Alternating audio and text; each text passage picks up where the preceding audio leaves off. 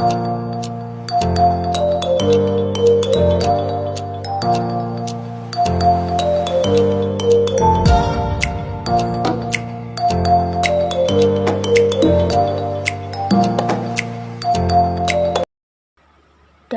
Islam periode pra-Wali Songo. Islam masuk ke Indonesia pada pertengahan abad ke-7.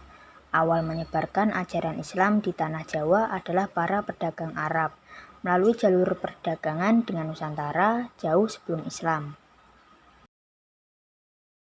Dalam buku Islam Comes to Malaysia karya S.K. Fatimi, tercatat 4 keluarga besar yang berasal dari Persia dan melakukan migrasi ke Nusantara pada abad ke-10 Masehi. 1. Keluarga Lor datang pada masa pemerintah Raja Nasiruddin bin Bard di Lor, Persia, sekitar tahun 300 Hijriah atau 912 Masehi. Mereka menetap di Jawa dan mendirikan perkampungan bernama Loran atau Leran. Kedua, keluarga Jawani. Migrasi pada masa pemerintahan Jawani Al-Qurdi di Iran sekitar tahun 301 Hijriah atau 913 Masehi. Mereka menetap di Pasai, Sumatera Utara dan konon menyusun khas Jawi. Nama yang diambil dari Jawani, Sultan Iran saat itu.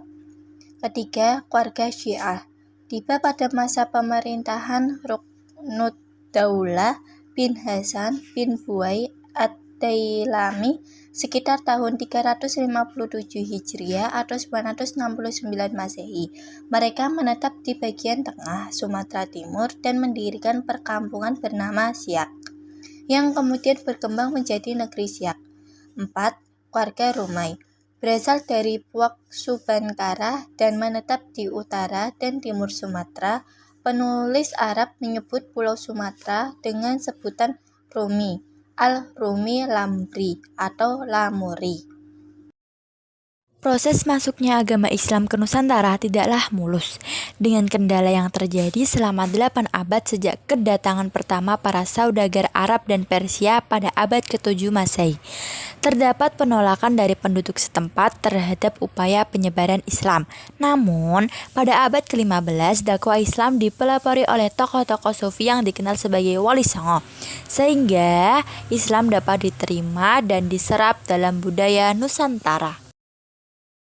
Berdasarkan bukti sejarah dari arkeologi petilasan Islam di Nusantara, yaitu keberadaan makam Fatimah binti Maimun binti Hibatullah di Dusun Leran, Jawa Timur, berasal dari tahun 475 Hijriah atau 1802 Masehi, menjadi bukti sejarah tertua di Nusantara yang terkait dengan migrasi suku Lor di Persia pada abad ke-10 Masehi. Meskipun beberapa makam di sekitarnya tidak memiliki prasasti, pola ragam hias dari abad ke-16 dan jenis nisan serupa dengan yang ditemukan di Champa, menunjukkan adanya pengaruh Islam dari Persia. Hal ini memperkuat kemungkinan adanya pengaruh dari penganut syariah pada masa tersebut dalam penyebaran Islam di Nusantara. Sejarah dakwah Islam masa Wali Songo. Wali Songo bagi masyarakat Muslim Indonesia memiliki makna khusus yang berhubungan dengan keberadaan tokoh-tokoh masyhur di Jawa. Mereka berperan penting dalam upaya dakwah dan perkembangan peradaban Islam pada abad ke-15 dan abad ke-16 Masehi. Dalam buku Sekitar Wali Songo yang dituliskan oleh Solihin Salam, Wali Songo berasal dari wali dan songo. Kata wali berasal dari bahasa Arab, suatu bentuk singkatan dari kata waliullah, yang artinya adalah orang yang mencintai dan dicintai Allah Subhanahu wa Ta'ala, dan kata songo yang merupakan bahasa Jawa yang berarti 9, sehingga Wali Songo berarti wali 9, yakni 9 orang terpuji yang dicintai dan mencintai Allah Subhanahu wa Ta'ala. 9 wali tersebut dipandang sebagai mubalik Islam yang bertugas mendakwahkan Islam di daerah-daerah yang belum memeluk Islam di Pulau Jawa.